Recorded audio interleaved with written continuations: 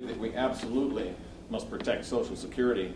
Now, we've known for about 40 years that the problems were coming, but both parties spent the money out of the lockbox. There's no money in it. We've had surpluses for all that time.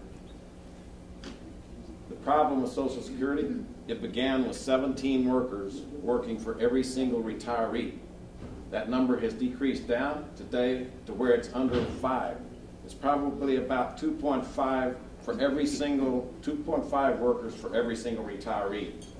So the question comes back to my original statement that almost every solution that you look for today requires growing the economy and creating jobs. Nothing else will work. You cannot raise taxes high enough when you have one worker for one retiree, and that's where we're headed to. Well, you can't raise taxes high enough on the one person to pay for a retiree. We absolutely need to get our workforce going back up. So it's essential that we create that investment in our future. Now that again only comes from cutting taxes. You cannot stimulate. The reason that stimulation doesn't work, if you look at the Rio Grande River and say that there's not enough water in the river, you go and you take your bucket and you pick it up and you go downstream and you pour the water back in.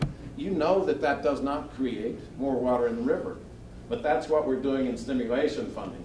We're taking taxes away from people, putting it in the bucket, and then we're pouring the bucket out. That's the reason that stimulus doesn't work. Job creation will fix Social Security. You can't tax enough. You can't cut benefits enough. We were supposed to run out of money in 2018. We've known that for 40 years. We actually ran out last year, so we're 9 years ahead of schedule. The problem is slapping us in the face. There is one cure, and that is create jobs and grow the economy.